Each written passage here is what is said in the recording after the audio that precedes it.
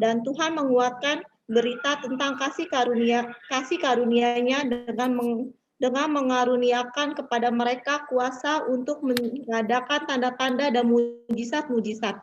Tetapi orang banyak di kota itu terbelahlah menjadi dua. Ada yang memihak kepada orang Yahudi, ada pula yang memihak kepada Rasul. Sebentar.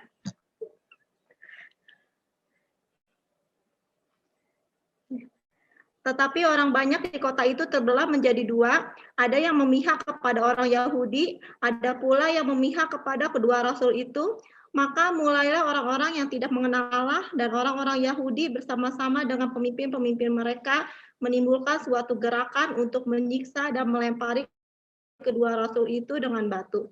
Setelah rasul-rasul itu mengetahuinya, menyingkirlah mereka ke kota-kota di Likaonia, yaitu Listra dan Derbe dan daerah sekitarnya. Di situ mereka memberitakan Injil.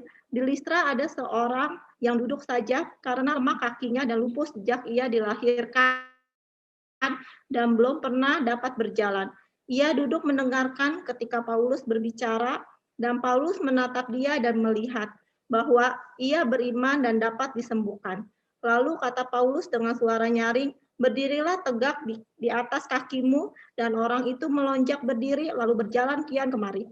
Ketika orang banyak melihat apa yang telah diperbuat Paulus, mereka itu berseru dengan bahasa Likaonia, dewa-dewa telah turun ke tengah-tengah kita dalam rupa manusia. Barnabas mereka sebut Zeus, dan Paulus mereka sebut Hermes. Karena ia yang berbicara, maka datanglah imam dewa Zeus dan yang kuilnya terletak di luar kota, membawa lembu-lembu jantan dan karangan-karangan bunga ke pintu gerbang kota untuk mempersembahkan korban bersama-sama dengan orang banyak kepada rasul-rasul itu. Mendengar itu, Barnabas dan Paulus mengoyakkan pakaian mereka, lalu terjun ke tengah-tengah orang banyak itu sambil berseru, "Hai kamu sekalian, mengapa kamu berbuat demikian? Kami ini adalah manusia biasa sama seperti kamu. Kami ada di sini untuk memberitakan Injil kepada kamu, supaya kamu meninggalkan perbuatan sia-sia ini dan berbalik kepada Allah yang hidup, yang telah menjadikan langit dan bumi, laut dan segala isinya. Dalam zaman yang lampau, Allah membiarkan semua bangsa menuruti jalannya masing-masing. Namun ia bukan tidak menyatakan dirinya dengan berbagi-bagi kebajikan, yaitu dengan menurunkan hujan dari langit dan dengan memberikan musim-musim subur bagi kamu. Ia memuaskan hatimu dengan makanan, dengan kegembiraan. Walaupun rasul-rasul itu berkata demikian, namun hampir-hampir tidak dapat mereka mencegah orang banyak mempersembahkan korban kepada mereka. Terima kasih, Chen. Silakan Pak Wewe. Paulus dan Barnabas di Ikonium. Cara memperkenalkan dirinya di Antiokhia Pisidia sebelumnya diulang kembali ke Ikonium, dan Lukas melaporkan kembali hal itu hanya dalam bentuk ringkasan. Lihat di pasal 17, 1-11, 18, 4-17, 19, 8-10, 28, 17-32. Walaupun bacaan yang sangat sederhana dari pasal 13, 46, Paulus dan Barnabas jelas tidak meninggalkan semua orang Yahudi serta langsung pergi kepada bangsa-bangsa lain. Mereka mengizinkan tiap jemaat Yahudi lokal membuat kesimpulan sebelum pergi kepada bangsa-bangsa lain di sana. Kemudian rasul-rasul seperti biasa masuk ke rumah ibadat orang Yahudi. Paulus dan Barnabas memberitakan Injil, dan dengan pengaruhnya yang besar, meskipun amanat mereka tidak dicatat. Lagi, orang-orang Yahudi yang tidak percaya tetap menjadi penentang. Tanda-tanda dan mujizat-mujizat memperkuat pemberitaan mereka kepada orang banyak di Ikonium. Tetapi para penduduk tetap terpisah dari kedua rasul. Di sini dan ayat 14 adalah tempat satu-satunya di mana Lukas secara jelas menggunakan kata rasul kepada Paulus dan Barnabas. Dan bahkan Paulus dan Barnabas dipaksa untuk menjauhkan diri ke Listra dan Derbe. Paulus dan Barnabas di Listra. Cerita yang luar biasa ini merupakan salah satu dari dua cerita yang menunjukkan bagaimana rasul-rasul berhadapan dengan pendengar dari bangsa-bangsa penyembah berhala. Di sini penduduk desa yang sederhana, dan dalam pasal 17, 16-34, orang Athena yang terpelajar. Mungkin cerita ini penting bahwa dalam kasus di Listra dan Athena ini pada mulanya Injil salah pahami. Kita dapat menduga dari ayat 8 sampai 11 bahwa khotbah pertama Paulus yang tidak dicatat dengan lengkap terjadi di ruang terbuka, mungkin dekat gerbang kota. Dari sini dan dari fakta bahwa orang Yahudi penentang itu adalah dari Antioquia dan Iconium, bukan orang setempat. Kita juga dapat menduga lebih jauh bahwa di sini tidak ada rumah ibadat bagi rasul untuk memulai kegiatan. Di Listra tinggal seorang lumpuh sejak lahir. Atas penderitaannya yang parah itu, dikatakan bahwa rasul menatap dia dan melihat cara laki-laki itu melonjak berdiri. Kemungkinan dimaksud untuk mengingatkan para pembaca tentang cara Petrus dan Yohanes menyembuhkan seorang laki-laki yang lumpuh di Yerusalem. Namun dalam cerita ini kita tahu bahwa ketika rasul itu secara langsung menatap orang itu, rasul itu dapat mengatakan bahwa dia beriman dan dapat disembuhkan. Khotbah ini, terutama penyembuhan, membuat orang banyak terkesan. Namun mereka mempunyai pemahaman yang salah dan keliru dengan menganggap rasul-rasul itu dewa. Ada legenda tentang dua dewa yang sama-sama mengunjungi sebuah kota di satu daerah. Mereka tidak dikenal dan hanya diterima dengan sambutan dingin. Dengan marah, mereka merusak kota itu karena mereka tidak mau menerima tamu. Dengan adanya cerita masyarakat yang demikian tersebar di daerah tersebut, kita tidak heran bahwa orang banyak bersikap seperti yang mereka lakukan, membawa lembu-lembu jantan dan karangan-karangan bunga untuk mempersembahkan kurban kepada Paulus dan Barnabas setelah penyembuhan sederhana itu. Legenda itu juga menolong untuk menjelaskan mengapa mereka menganggap pengunjung itu adalah dewa-dewa khusus atau dewa penyembuhan, sebagaimana telah diharapkan dari peristiwa-peristiwa tersebut. Orang banyak ketika berteriak, berbicara dalam bahasa asli mereka, bahasa Likaonia, mungkin hambatan bahasa dalam sebagian penjelasan, membuat orang banyak begitu mudah salah mengerti atas pesan rasul, dan mengapa para rasul menghadapi begitu banyak kesulitan untuk menolak persembahan kurban itu. Kesulitan bahasa bisa juga membuat Barnabas dan Paulus begitu lambat untuk memahami apa yang sedang terjadi. Hal yang mereka lakukan adalah mengoyakkan pakaian mereka, yang di seluruh dunia kuno dimengerti sebagai sikap duka cita yang mendalam atau sikap rendah diri. Teriakan protes para rasul adalah, "Kami ini manusia biasa seperti kamu.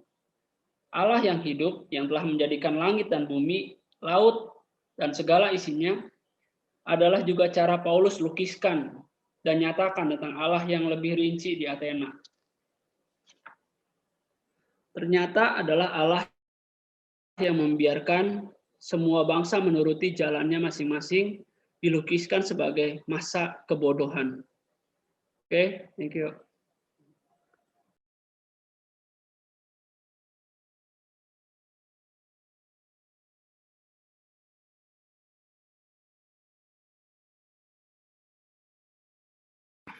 Ya, thank you. Udah sampai ayat 18 ya.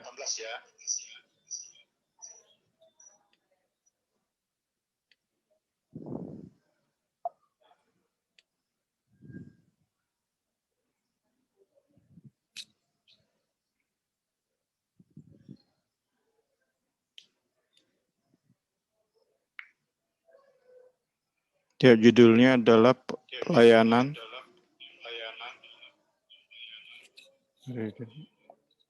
di Iconium, Listra, dan Derbe.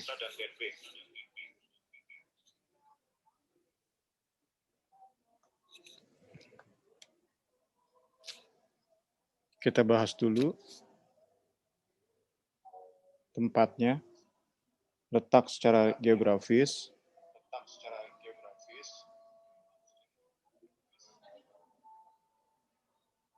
60 mil atau sekitar 100 km dari Antioquia di Pisidia. Sekali lagi, Antioquia di Pisidia untuk membedakan dari Antioquia yang di Syria.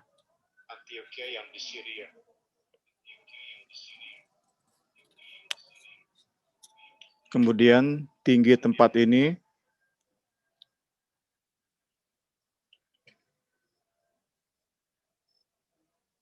kurang lebih 1 kilometer ya. Jadi tampaknya sejajar dengan Antioquia di Pisidia ya.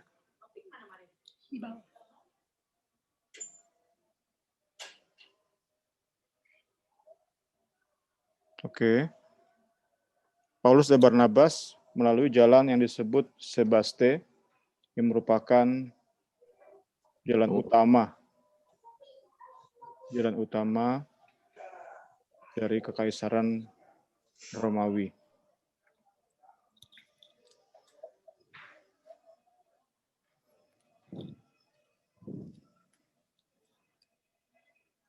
Kemudian dijelaskan juga bahwa Iconium itu termasuk dalam provinsi Galatia. Provinsi Galatia. Nah, kita sudah membahas surat Galatia dalam renungan kita. Sudah diupload di blogspot kita. Nah, kita bisa baca-baca lagi. Kemudian kita hubungkan dengan apa yang terjadi di Iconium, Listra, dan Derbe untuk lebih memperdalam pengertian kita perihal atau dari surat Galatia. Karena Iconium, Listra, dan Derbe itu termasuk dalam provinsi Galatia. Oke. Itu tentang letak geografis. 100 km, Paulus dan Barnabas berjalan, tentu tidak seberat ketika mereka menuju Antioquia.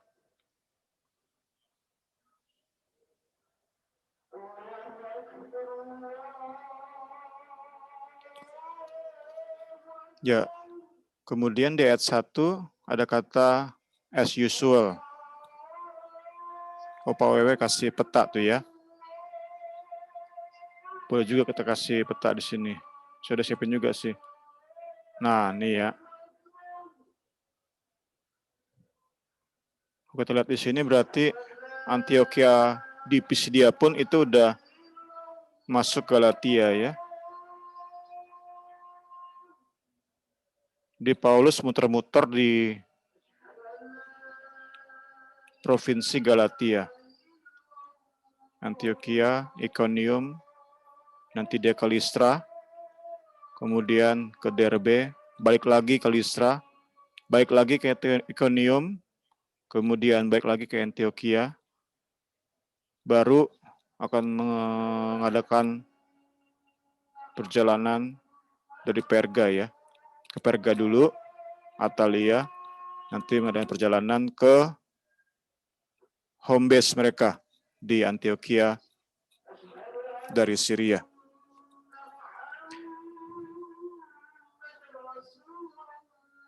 Oke, terima kasih Pak Wewe. Ya, sekarang kita lihat kembali pada pola. Tadi sudah tentang geografis, sekarang pada pola pelayanan. Dikatakan di ayat 1, as usual. Kalau bahasa Indonesianya cuman disebut sedemikian rupa ya. Kurang menjelaskan apa yang menjadi pesan dari Lukas ini. As usual berarti memang sudah menjadi pola Rasul Paulus saat melayani, saat menginjil. Setiap mereka masuk kota, mereka akan mencari sinagoge. Itu polanya.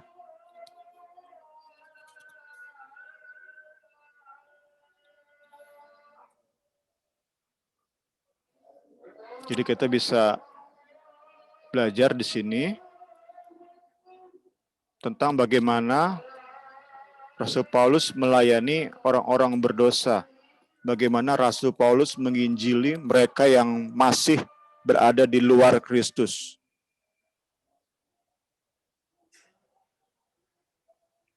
Di Iconium, polanya sama dengan di Antioquia. Nanti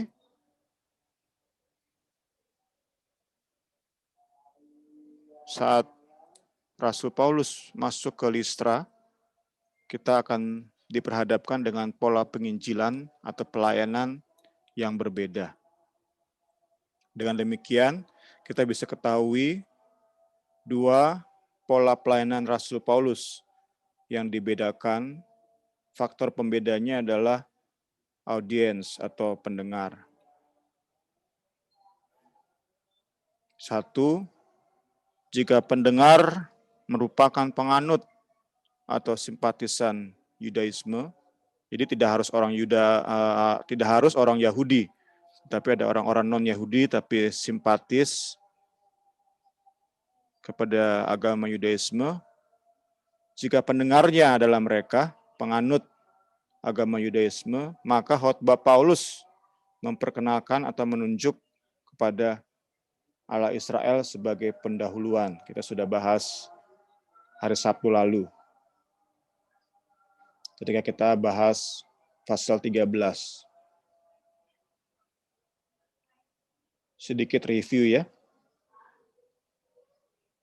3 bagian khotbah Paulus di Kisah Para Rasul pasal 13, yaitu pendahuluan yang berisi sejarah bangsa Israel, yang tidak lain merupakan persiapan kedatangan Yesus Kristus.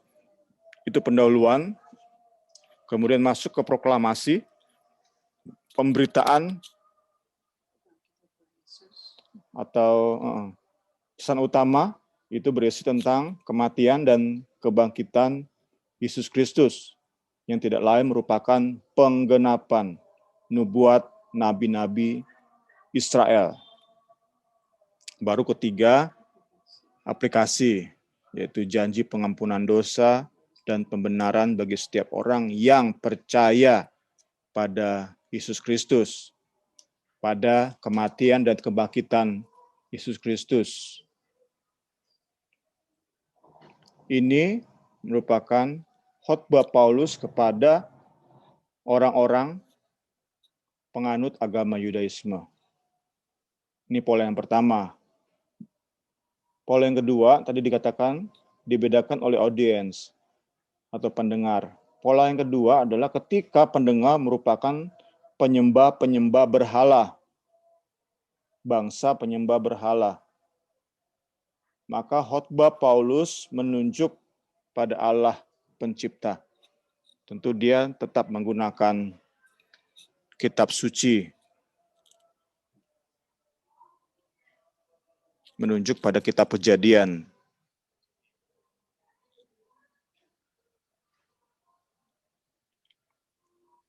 Dan tadi sudah disinggung oleh Pak Wewe di bukunya tadi, pola di Listra itu sama dengan pola di Athena. Paulus sedang berkhotbah kepada penyembah-penyembah berhala.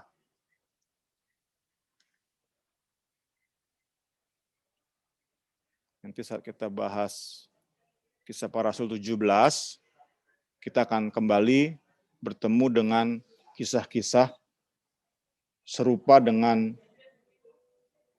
Kisah Para Rasul 14.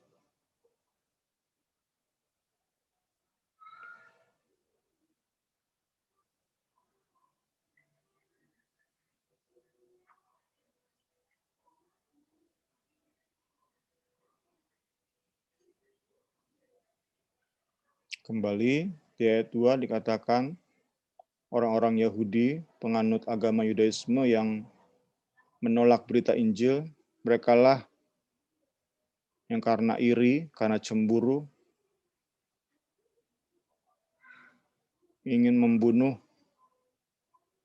Paulus dan Barnabas.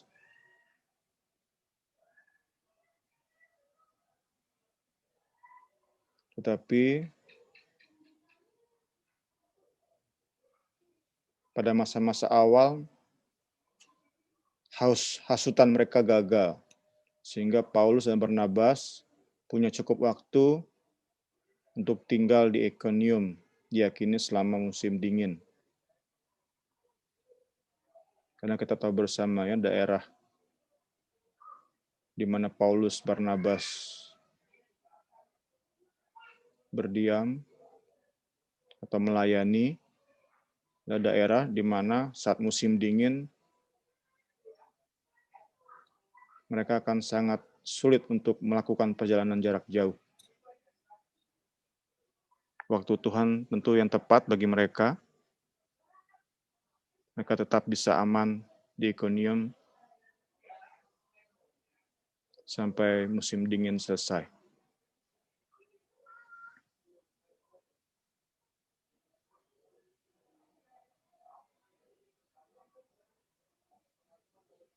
Baru di ayat 6 kita dapati bahwa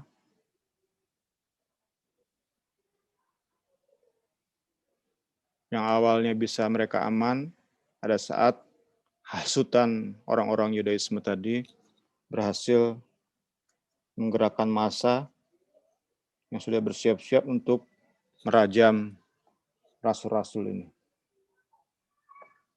Tapi mereka sempat lari pergi ke Listra, Derbe.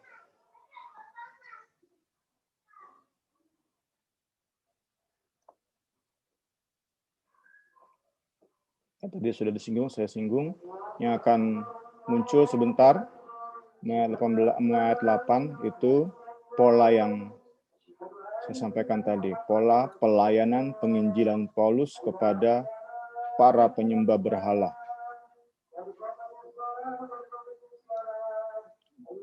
Ayat 8, dikatakan Paulus tidak pergi ke sinagoge, seperti as usual.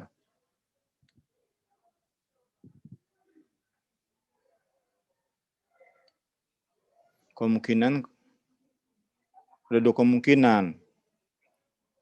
Satu buku lain memberi kemungkinan kedua. Kode buku ini, kemungkinan itu memang tidak ada sinagoge di kota Listra. Tapi di buku lain ada kemungkinan bahwa pimpinan sinagoge di kota Listra sudah dipengaruhi sedemikian rupa sehingga menolak kehadiran para rasul. Jadi yang dari Antioquia dan Ikonium, orang-orang Yahudi yang tidak percaya ini sudah mempengaruhi pimpinan sinagoge di kota Listra, sehingga sebelum Rasul Paulus masuk ke sinagoge sudah dilarang. Ini kemungkinan kedua.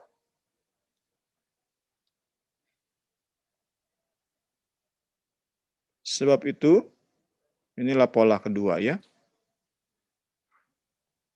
Mereka menginjil, melayani di dekat gerbang kota, di tempat terbuka, atau mungkin di pasar.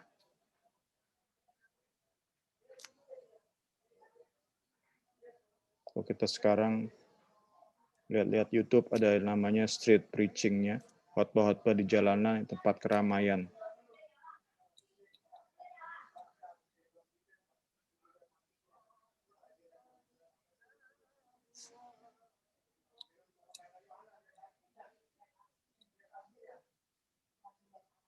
Kemudian ayat 8 kita baca, bahwa di Listra ada seorang yang duduk saja,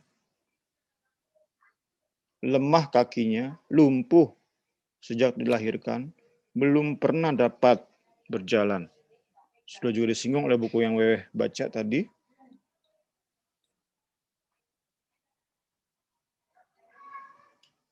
Tampaknya Lukas ingin mengingatkan pembaca pada peristiwa di Kisah Para Rasul pasal 3.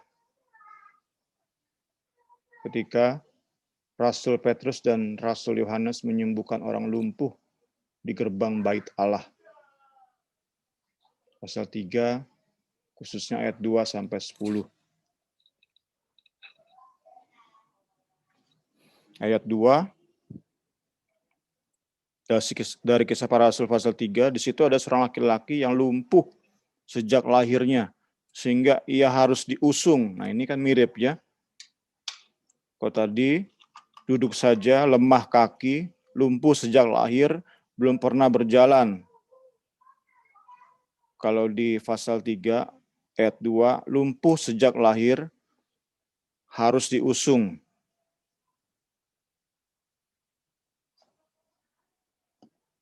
Saya pribadi belajar,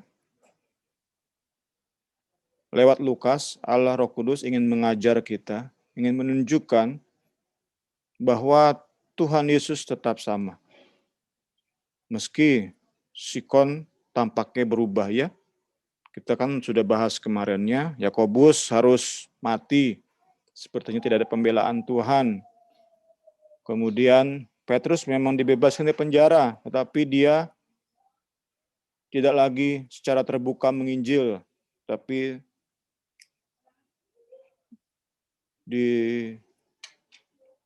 disiratkan bahwa Petrus mencari persembunyian. Dari narasi tersebut sepertinya Tuhan Yesus berubah.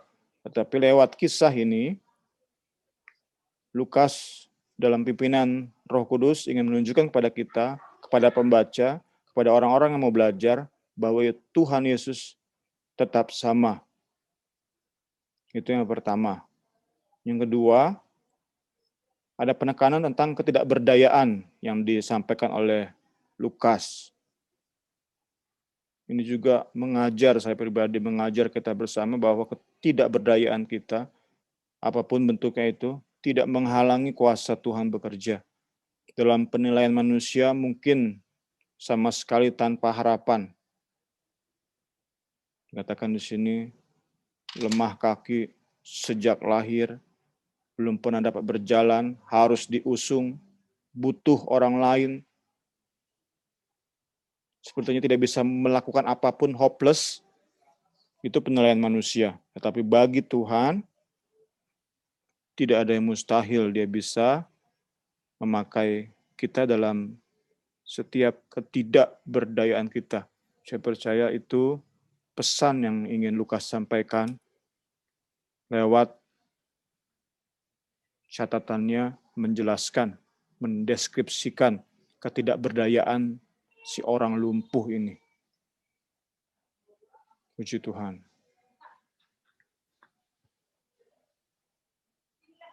Masuk ke ayat 11, dijelaskan bahwa orang-orang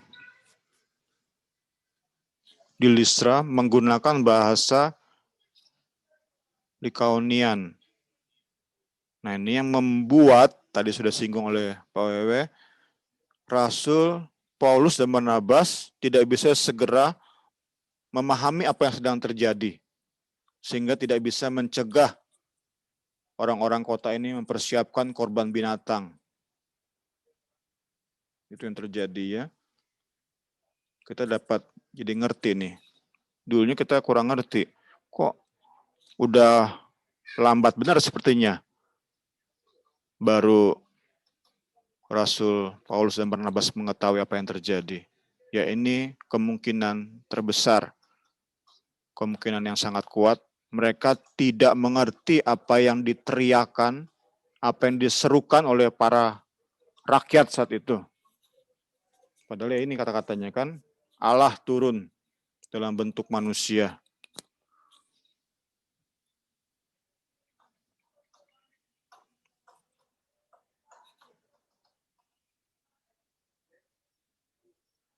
sehingga mereka merancang sesuatu hal, ingin mempersembahkan korban binatang kepada Paulus dan Barnabas, dan Paulus tidak mengetahui rencana mereka. Ya, ini pasal ayat 13 yang kemarin saya sudah singgung di WA ya. Yang sudah singgung di WA kemarin, kuil Dewa Zeus ditempatkan di luar kota, bukan di pusat kota misalnya, tetapi di luar kota.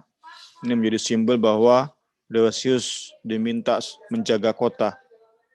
Diminta oleh para penyembahnya untuk menjaga kota mereka. Konsep ini, sadar atau tidak, seringkali kita terapkan dalam kekristenan yang kita anut. Kita kerap tergoda untuk berkata, Tuhan Yesus, saya melayani Engkau, saya bawa persembahan, saya rajin ibadah, dengan syarat Engkau menjaga kami, sehingga kami bisa melakukan urusan kami sendiri, sehingga kami bisa memikirkan urusan kami sendiri. Intinya kami tidak mau terganggu saat kami menjalani hidup kami sendiri. Ya, konsep ini juga masuk dalam kekristenan. Ini yang tentu kita tidak mau terjadi dalam hidup kita. Kita yang terus belajar firman Tuhan, kita tentu tidak mau Tuhan Yesus hanya sebagai penjaga atau satpam. Kita sungguh mau Tuhan Yesus menjadi segalanya, menjadi pusat dalam hidup kita, sehingga kita bisa berkata, urusan Tuhan yang aku kerjakan,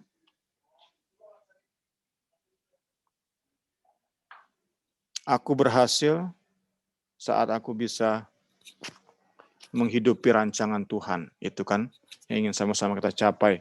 Bukan aku punya urusan sendiri, tugas Tuhan adalah menjaga saya. Dan tidak seperti itu ya. Kita sama-sama belajar. Puji Tuhan. Masuk ke 14.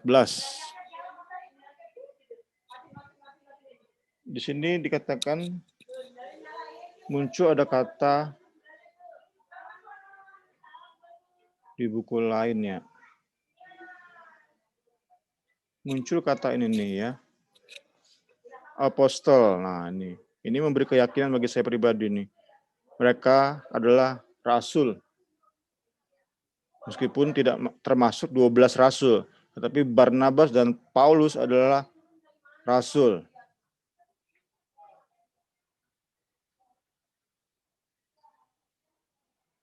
Ya, itu sampai ayat 14.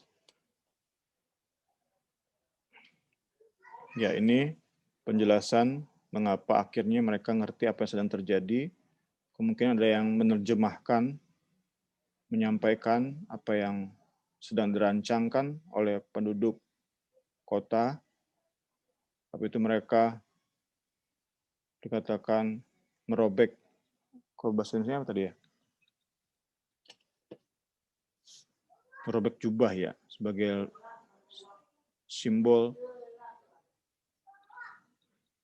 kerendahan hati tadi bilangnya, penolakan juga, kesedihan, duka cita. Karena bukan itu maksud mereka.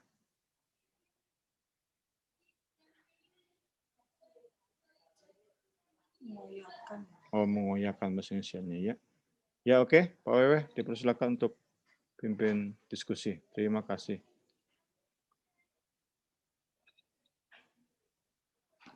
Ya, kasih Bung. Yuk, diskusi.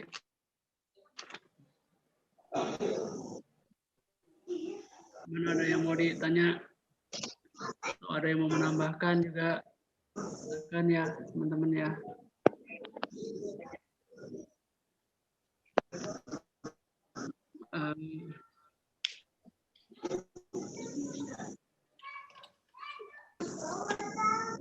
Ya, gimana?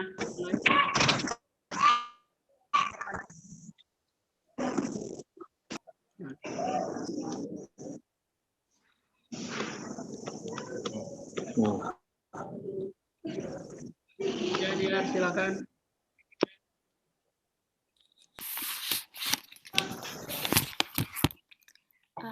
Mau nanya ini Bung, yang apa? Yang kisah para rasul 14:5 itu kan tulisannya, maka mulailah orang-orang yang tidak mengenal Allah dan orang-orang Yahudi bersama-sama dengan pemimpin-pemimpin menimbulkan suatu gerakan untuk menyiksa dan melempari kedua rasul itu dengan batu.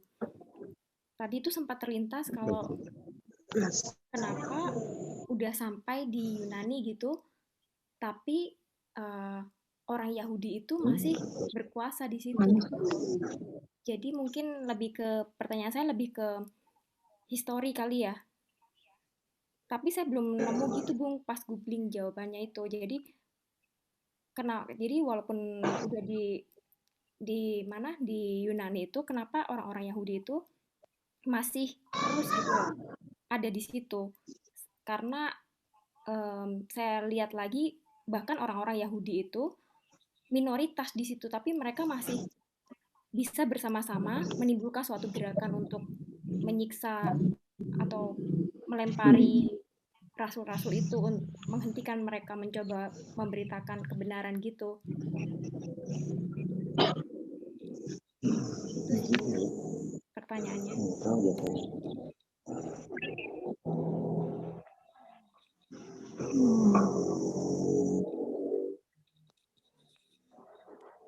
Ya, ada yang mungkin bisa jawab tuh. Memang cukup unik ya.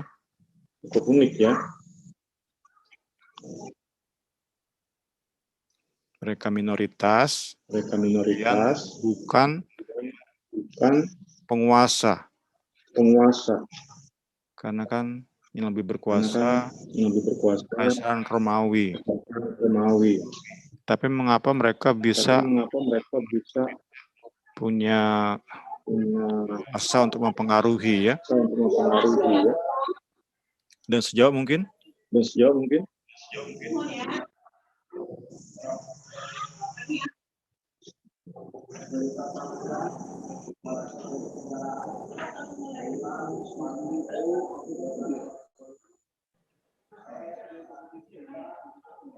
Ya, ada yang mau mendengarkan? Silakan.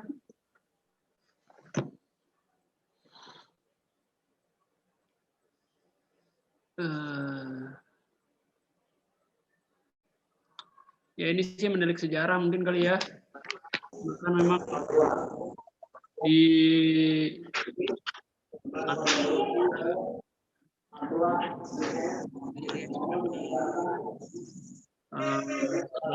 perjuangan itulah mereka tersebar, walaupun sedikit, tapi kalau banyak provokator, ya orang gampang terpengaruh pasti. Sampai sekarang lah budaya itu yang, kalau sekarang kan lagi rame-ramenya tuh tentang buzzer itu ya, buzzernya kiri kanan gitu ya kan, jadi ada mempengaruhi banyak. Menurut saya sih, sekalipun membahas tentang historical, tapi ya lebih mudah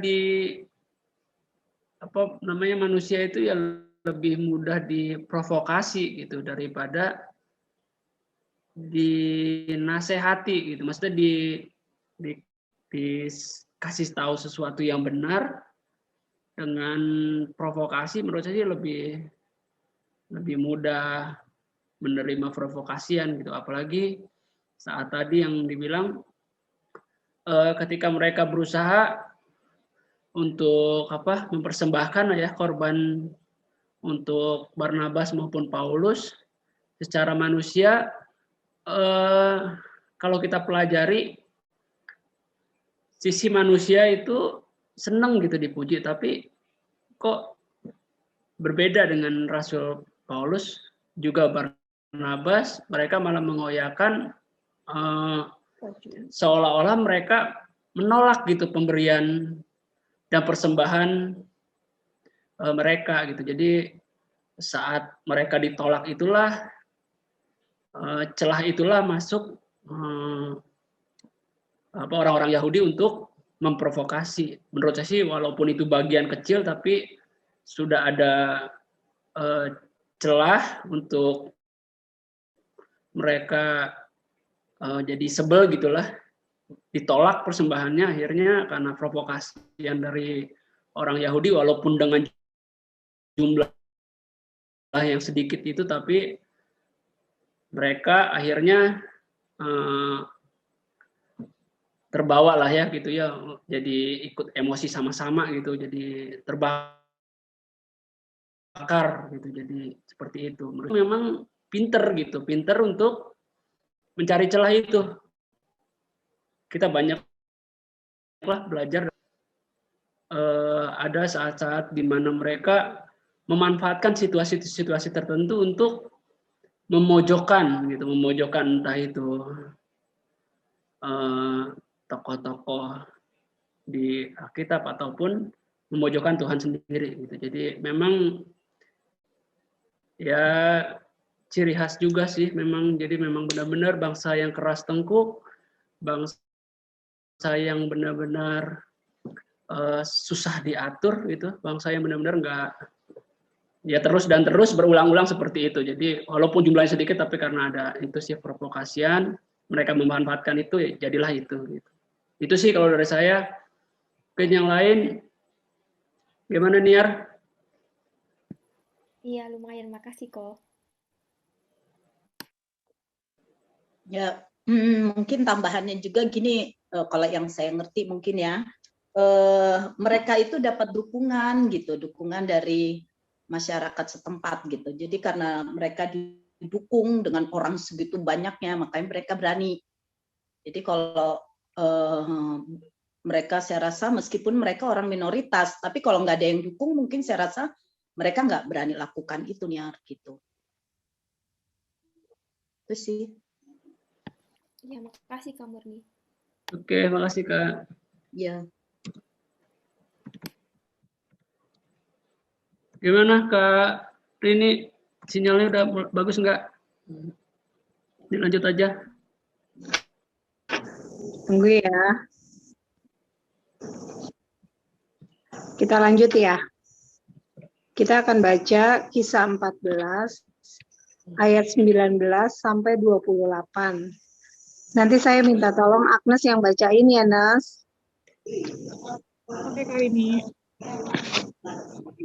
Makasih. Tetapi datanglah orang-orang Yahudi dari Antioquia dan Iconium, dan mereka membujuk orang banyak itu memihak mereka. Lalu mereka melempari Paulus dengan batu dan menyeretnya keluar kota, karena mereka menyangka bahwa ia telah mati. Akan tetapi, ketika murid-murid itu berdiri mengelilingi dia, bangkitlah ia lalu masuk ke dalam kota. Keesokan harinya, berangkatlah ia bersama-sama dengan Barnabas ke Derbe. Kembali ke Antioquia, ayat 21. Paulus dan Barnabas memberitakan Injil di kota itu dan memperoleh banyak murid. Lalu kembalilah mereka ke Listra, Iconium, dan Antioquia. Di tempat itu mereka menguatkan hati murid-murid itu dan menasehati mereka supaya mereka bertekun di dalam iman, dan mengatakan bahwa untuk masuk ke dalam kerajaan Allah, kita harus mengalami banyak sengsara. Tiap-tiap jemaat, rasul-rasul itu menetapkan penatua-penatua bagi jemaat itu, dan setelah berdoa dan berpuasa, mereka menyerahkan penatua-penatua itu kepada Tuhan, yang adalah sumber kepercayaan mereka. Mereka menjelajah di seluruh Pisidia dan tiba di Pamfilia. Di situ mereka memberitakan firman di Perga, lalu pergi ke Atalia di pantai. Dari situ berlayarlah mereka ke Antioquia. Di tempat itulah mereka dahulu diserahkan kepada kasih karunia Allah untuk memulai pekerjaan yang telah mereka selesaikan. Setibanya di situ mereka memanggil jemaat berkumpul. Lalu mereka menceritakan segala sesuatu yang Allah lakukan dengan perantaraan mereka, dan bahwa ia telah membuka pintu bagi bangsa-bangsa lain kepada imam. Di situ mereka tinggal bersama-sama dengan murid-murid itu. Makasih Agnes. Oke, Karin.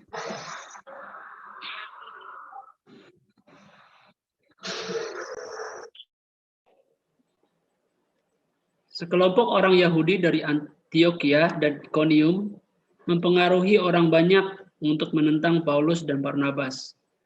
Tidak sulit membayangkan orang-orang yang kecewa menjadi merasa malu dalam kebodohannya dan berbalik menyerang rasul-rasul yang tidak bersalah itu.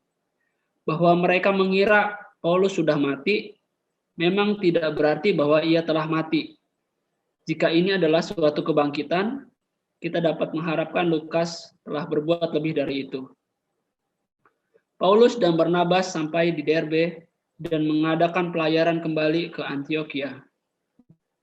Pekerjaan pekabaran Injil di Derbe bahkan diceritakan dengan lebih singkat daripada di Iconium. Meskipun Paulus dan Barnabas memperoleh banyak murid, bahwa mereka dapat mengunjungi kembali secara singkat tempat-tempat dari mana mereka secara khusus diusir adalah mungkin. Tetapi lawan-lawan ini adalah sebagian dari apa yang mereka pikirkan dengan mengatakan bahwa untuk masuk ke dalam kerajaan Allah, kita harus mengalami banyak sengsara. Paulus memberikan peringatan yang sama dalam suratnya di 2 Tesalonika 1 ayat 5. Di tiap jemaat yang mereka kunjungi, Paulus dan Barnabas menetapkan penatua-penatua. Lihat di 1 Timotius 3 ayat 1-13 dan Titus 1 5-9 untuk syarat-syarat yang mereka butuhkan dan meneguhkan mereka ke dalam tugas dengan berdoa dan berpuasa sama seperti mereka sendiri diserahkan ke dalam tugasnya oleh jemaat di Antioquia. Setelah kembali ke ada perasaan bahwa panggilan pengutusan mereka dan melalui pemberitaan itu tugas telah mereka selesaikan. Mereka memanggil jemaat berkumpul untuk menceritakan segala sesuatu yang Allah lakukan dengan perantaraan mereka, termasuk secara khusus bagaimana Allah telah membuka pintu bagi bangsa-bangsa lain kepada iman.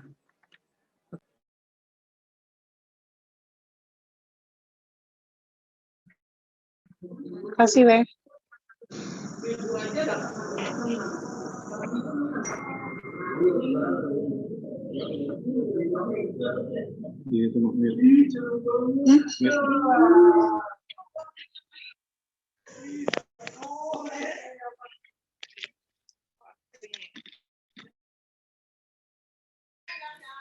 Ya, kita masuk ke ayat 19.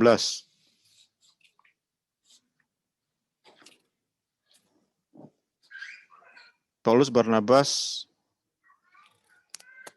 cukup lama tinggal di Listra,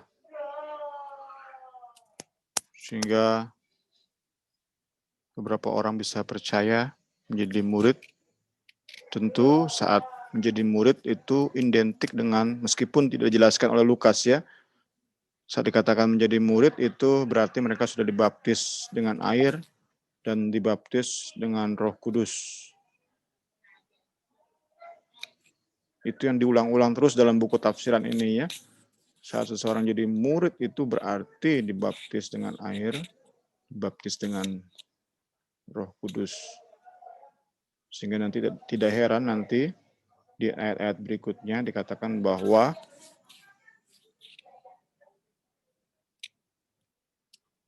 Paulus Barnabas kembali ke kota-kota ini, ke Listra, Iconium, dan memilih penatua-penatua, memilih pemimpin-pemimpin. Tentu orang-orang ini, orang-orang dapat dipercaya, orang-orang yang meski mungkin cuma setahun mungkin, tapi sudah benar-benar belajar firman dan dipenuhkan Roh Kudus.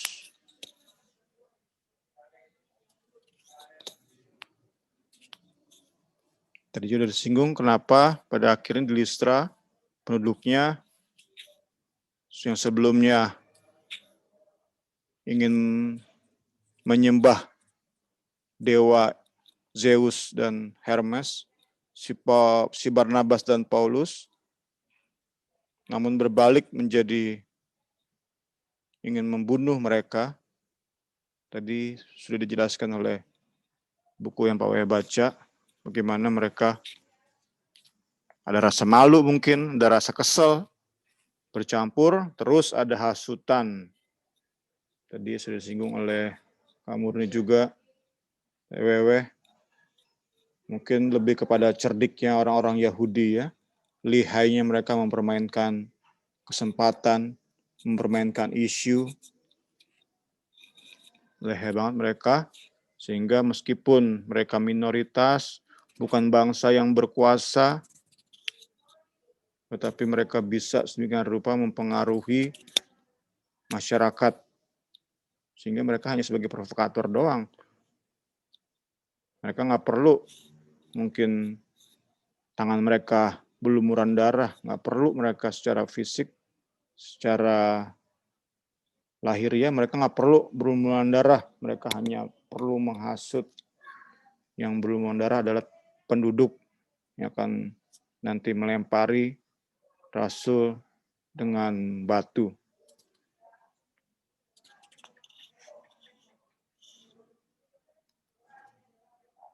Sudah juga disinggung tadi bahwa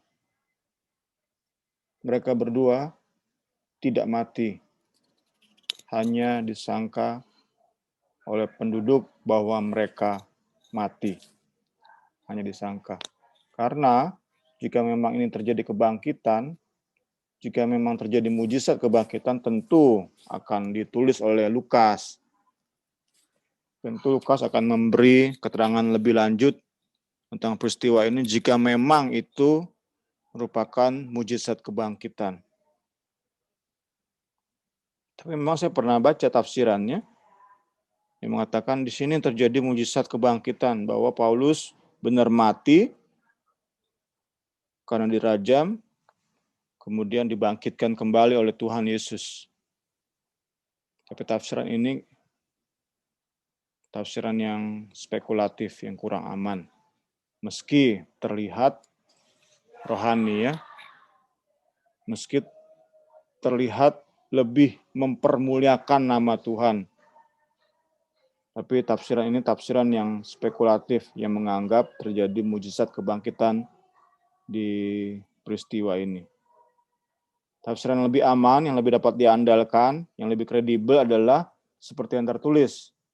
Seperti yang ditulis oleh Lukas, bahwa Paulus memang tidak meninggal, hanya seperti mungkin karena sepertinya nafasnya tidak ada, atau pingsan. Pingsan benar-benar udah pingsan. Kita nggak ngerti juga yang jelas. Dicatat oleh Lukas bahwa Paulus seperti mati. Tentu dengan luka-luka, dengan tubuh yang mungkin sedikit sudah nggak jelas ya.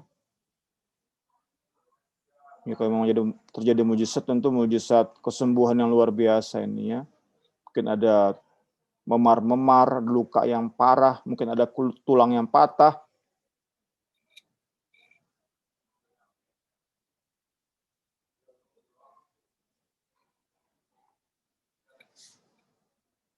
Ya tentu saat kita merenungkan peristiwa ini, pertanyaan yang menarik adalah saat mereka dilempari dengan batu, apakah mereka menyesal tadi sudah menolak persembahan para penduduk ya?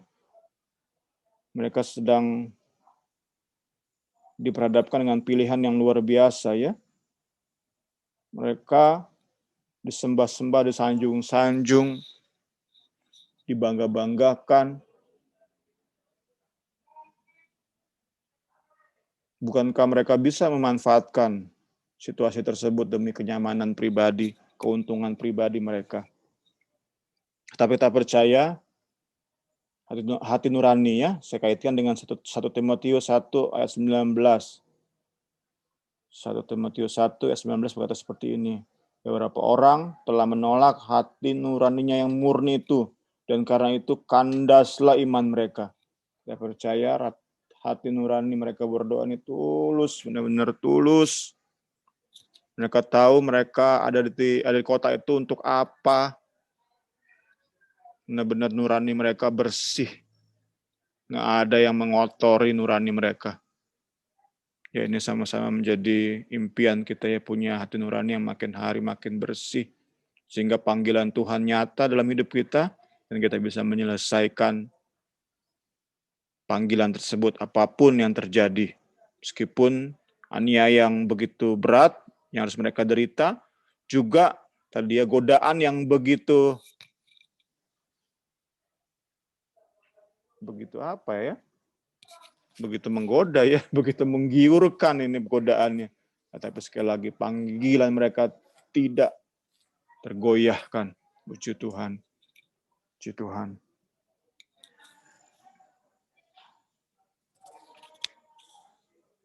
Buku ini mengaitkan dengan 2 Korintus 4 ayat 17.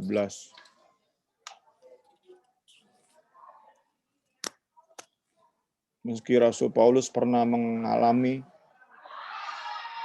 aniaya demi aniaya yang luar biasa, penderitaan demi penderitaan yang ekstrim, namun dia bilang penderitaan zaman sekarang ini ringan dan sementara dibandingkan dengan kemuliaan kekal yang Kristus sediakan. Ya, ini termasuk dalam nurani yang murni ya.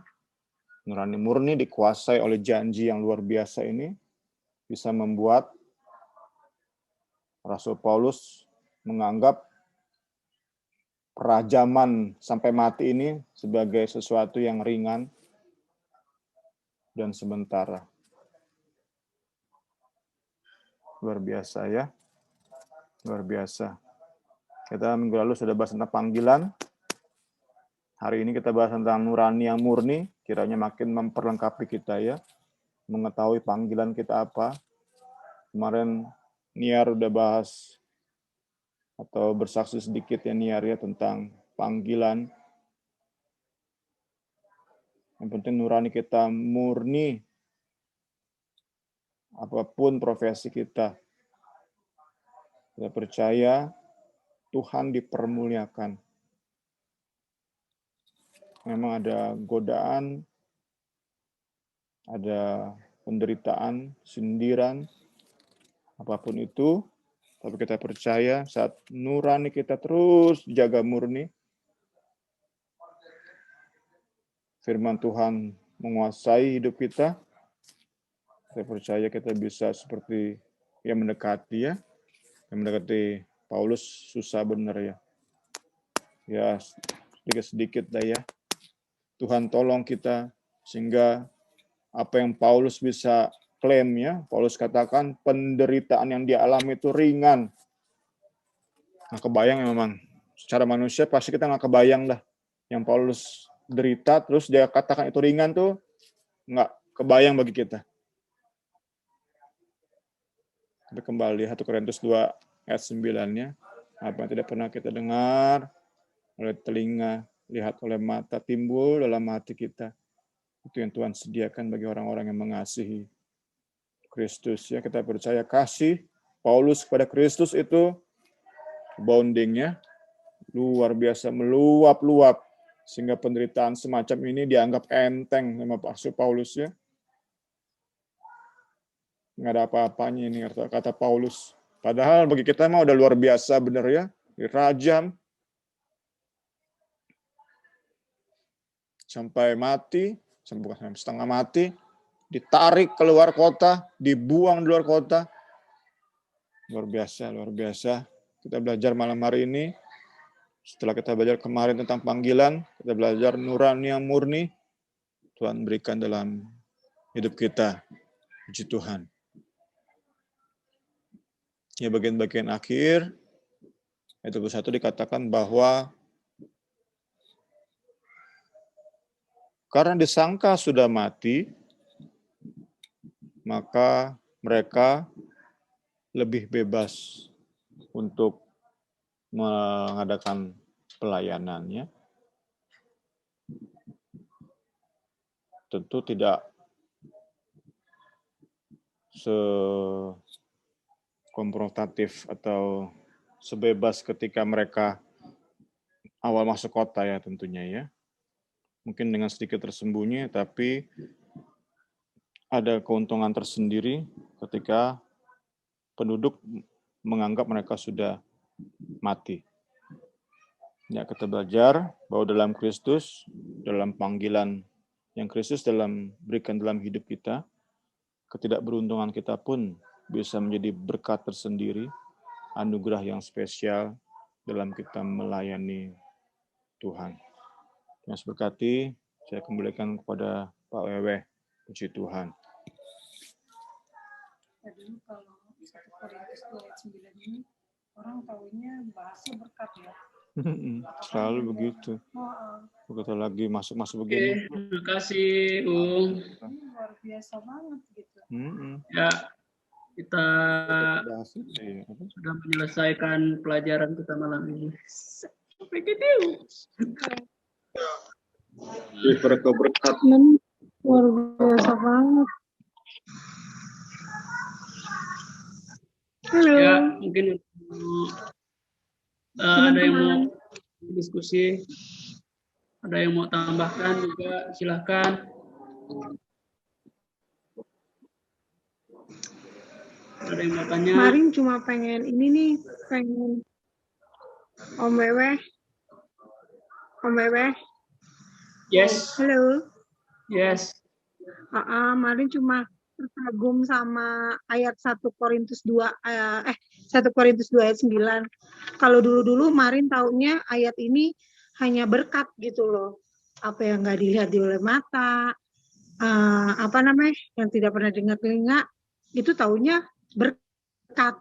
Tapi pas kita bahas tentang ini luar biasa banget ya, ternyata Rasul Paulus tuh menulis ini tuh benar-benar penderitaan dia gitu, yang dia alami, yang dia derita gitu, luar biasa. Bukan karena berkat ini, kita taunya ayat ini taunya hanya jasmani aja selama ini. Kalau Marin nih tambahannya, yang lain? Ya, memang ya terutama untuk sendiri sih. Jadi dengan BS ini banyak banget lah. Saya percaya teman-teman juga semua bukan hanya ditambah pengetahuan, tapi berkat firman yang semakin membuat kagum gitu sama firman Tuhan tentang Alkitab, di mana semuanya fokusnya adalah ke Allah, ke Tuhan. Jadi semakin membuat saya secara pribadi, ternyata kan di yang kita lagi pelajari ini di kecil gitu. Kalau sekilas kita baca gitu tentang kisah para rasul ini, mungkin ya banyak orang berpendapat, bahkan walaupun mereka menganggap kisah rasul ini ya bagian dari sejarah gitu. Tapi kalau setelah kita pelajari gitu, ternyata banyak hal gitu, banyak sesuatu gitu, luar biasa banget gitu. Dari surat-suratnya Rasul Paulus tadi dibilang tentang yang Bung Semi tadi bahas tentang murid. Ternyata maksud dari Lukas nulis bahwa murid, tapi padahal di situ mayoritas penyembah berhala gitu. Jadi kalau kita cuma baca biasa tuh kita nggak dapat itu gitu. Jadi memang banyak banget gitu yang saya dapat dari BS. Walaupun hanya sebuah tulisan, tapi benar-benar maknanya itu luar biasa gitu. Seperti yang tadi Karini sampaikan di 1 Korintus 2:9 kan jelas juga kita dulu gitu, bahkan bukan Karini aja ya, kita semualah mayoritas lah.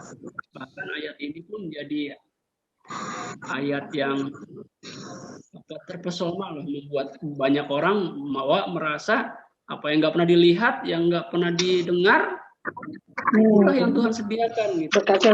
Yang selalu kita damba-damba tentang tentang kesenangan dunia gitu. Dia seperti itu. Jadi ternyata maksudnya adalah maksud dari firman itu ternyata yaitu tadi tentang penderitaan, tentang kesukaran, tentang banyak hal gitu. Dan saya pun banyak belajar gitu.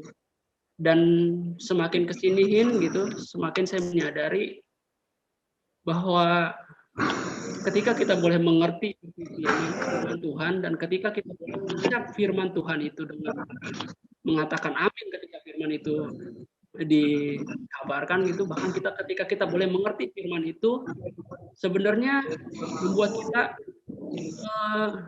dalam artian gitu ya, dalam artian kita sendiri itu merasa benar-benar, saya sendiri itu merasa benar-benar untung gitu, untung besar. Saya merasa untung besar gitu ketika saya boleh mengerti firman.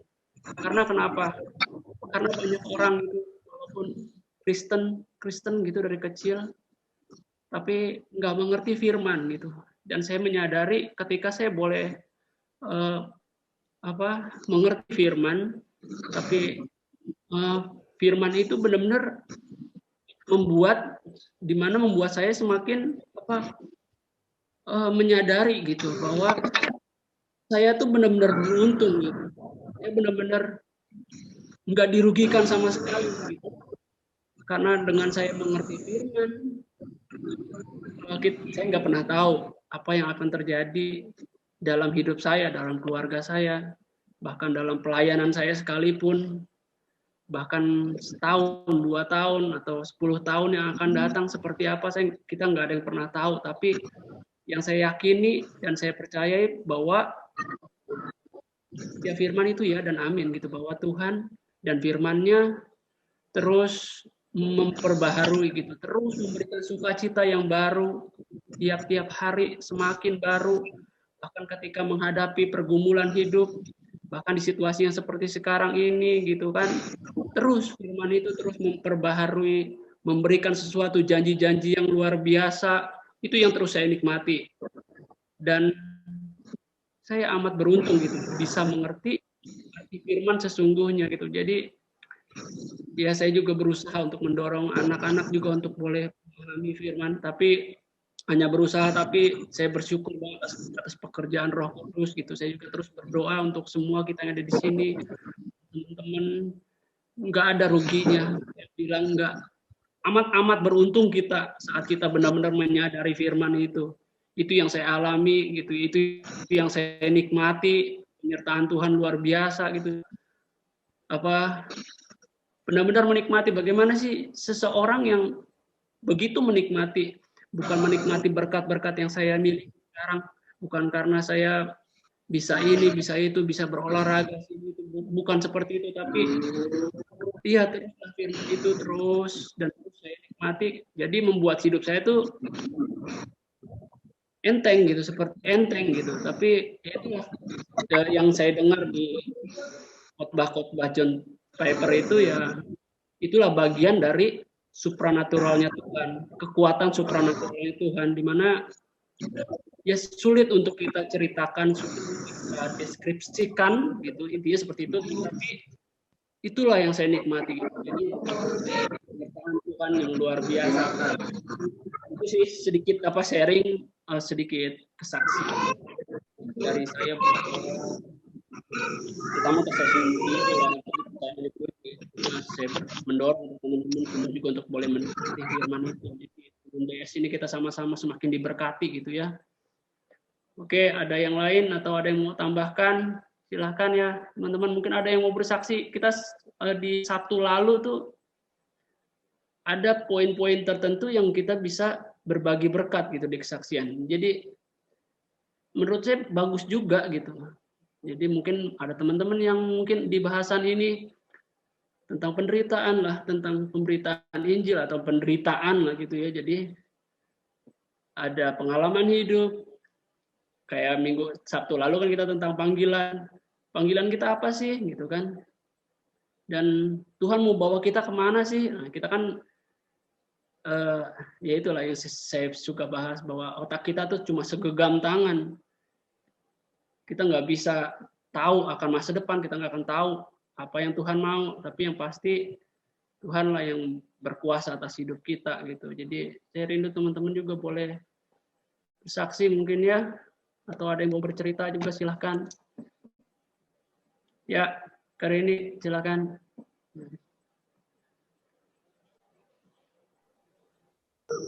Ayo teman-teman yang mau membagi-bagi kesaksiannya, berbagi-bagi cerita lah. Pak Demas, ayo Pak Demas silakan. Hadir Pak Wewe, hadir. Oke. Ulang tahun. Oh sama ya, kita ulang tahun ya. Kita Nas, kemarin coba Pak Wewe ya. kesaksiannya, Ada Nas. Bapak aja lah ini Ibu. Iya ya silakan. Ya udah, Pak Demas. Enggak, silakan kamu nih, saya cuma bercanda aja sama Pak Wewe. Kemarin.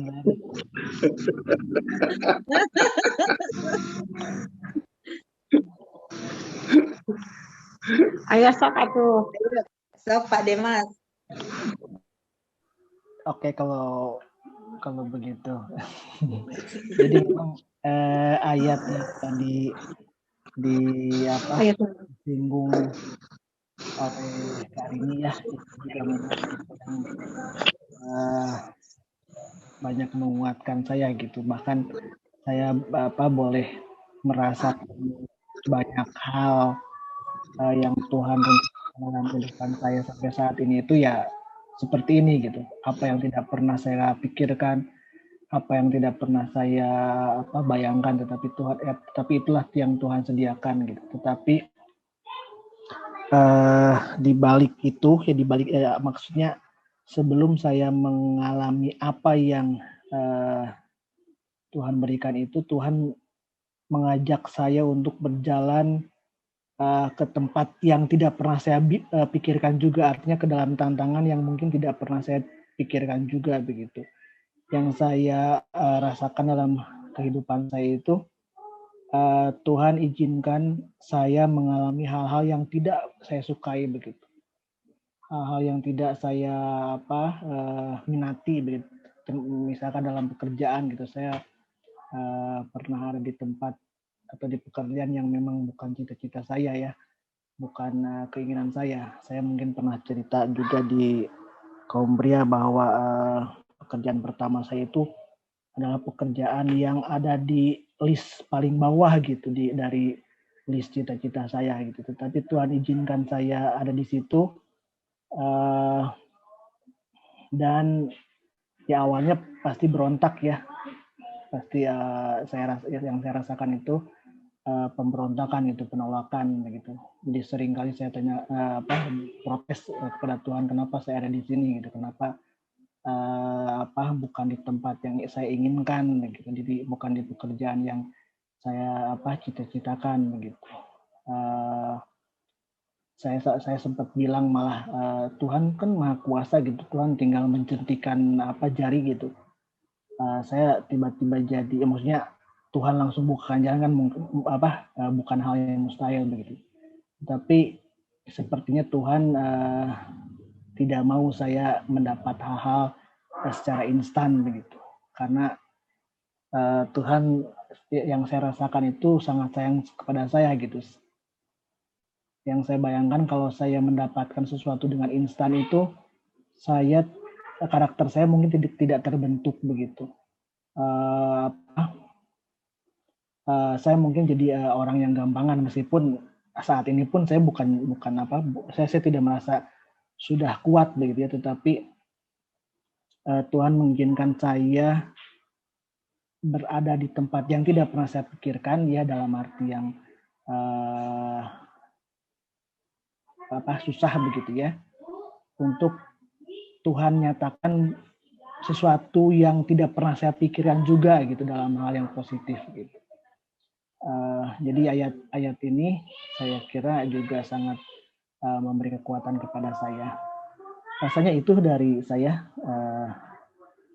Pak Wewe dan Bung Semi, Karini dan teman-teman yang lain. Saya kembalikan, monggo. Kasih Pak Demas. Ya, itu kesaksian yang berkat firman lah ya, semuanya jadi karyanya firman. Jadi memang sisi manusia ya kita selalu mengharapkan sesuatu yang nyaman lah gitu, tapi ya ada kalanya memang sesuatu hal membuat kita belajar gitu, belajar dan terus belajar. Ya sama kita semua, bahkan sekelas pendeta pun nggak ada yang sempurna. Nggak ada yang sempurna. Kita semua sama-sama banyak pelajaran yang harus kita dapati gitu. Dalam hidup ini banyak banget pelajaran-pelajaran yang harus lalui.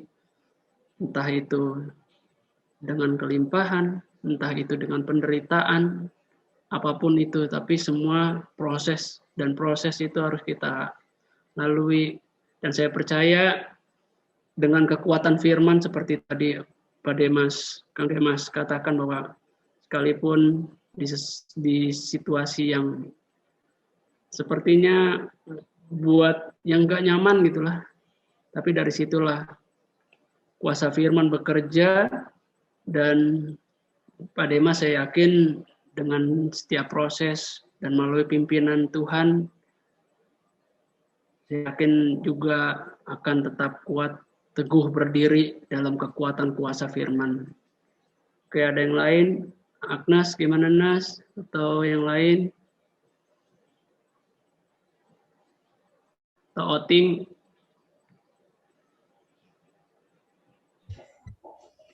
Belum kok. Oke. Oke, Karini silakan.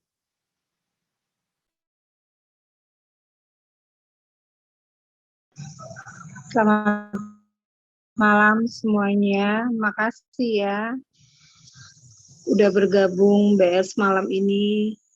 Kita akan akhiri BS kita. Nanti saya mohon yang doa. Niar ya Niar. Tutup dalam doa. Iya, Kak.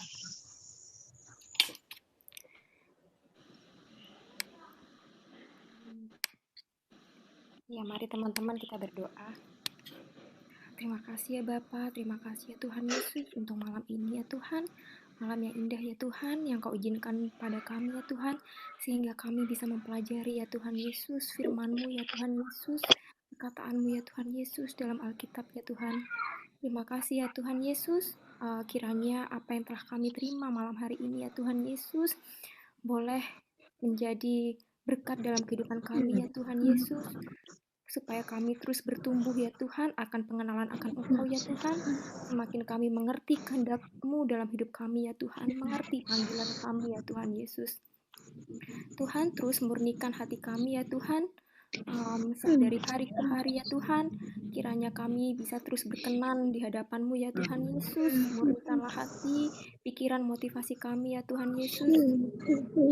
Ya Tuhan, kiranya kalau ada hal-hal ya Tuhan yang mungkin belum berkenan di hadapan-Mu ya Tuhan, melalui Bible study ini ya Tuhan Yesus, Engkau terus membiarkan kami ya Tuhan Yesus bisa terus bertumbuh ya Tuhan Yesus, bisa terus mengerti ya Tuhan Yesus, sehingga apa yang kami pelajari tidak pernah sia-sia ya Tuhan Yesus, bisa menjadi berbuah ya Tuhan Yesus, menjadi berkat bagi sesama ya Tuhan. Ya Tuhan, terima kasih juga buat Bung Semi ya Tuhan Yesus yang telah menjadi alat-Mu ya Tuhan Yesus untuk memberitakan ya Tuhan Yesus, mengajarkan pada kami firman-Mu ya Tuhan, tambah-tambahkan hikmat ya Tuhan, akal budi ya Tuhan buat Bung Semi, memberkati kehidupannya, terlebih berkat rohani ya Tuhan dan juga jasmani ya Tuhan Yesus. Kiranya nama-Mu saja yang dipermuliakan ya Tuhan.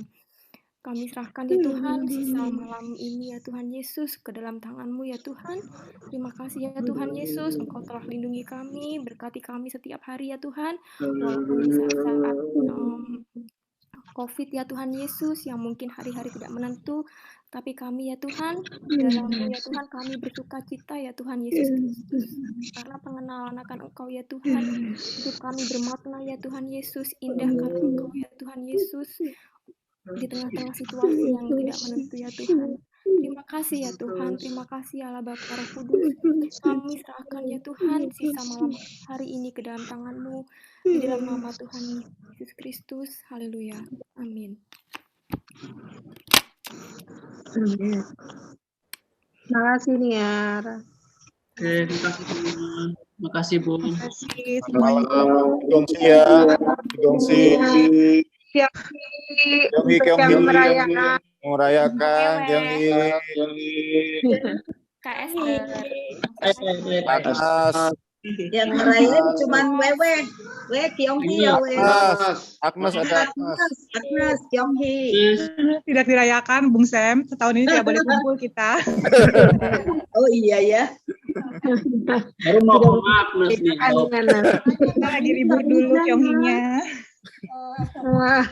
Betul transferan Itu nyambut belum angpau. Tapi kan pokoknya boleh transfer kok. Terima dalam transferan ya. Ya, benar. Kuenya kirim ke sini, Ting. Oh iya benar. Kuenya ya. Apa katanya? Kirim ke Australia ya. Mana ya caranya biar go internasional. Ya. Buat bisnis itu keren. Oke, bye. Bye. Malam, terima kasih. Um,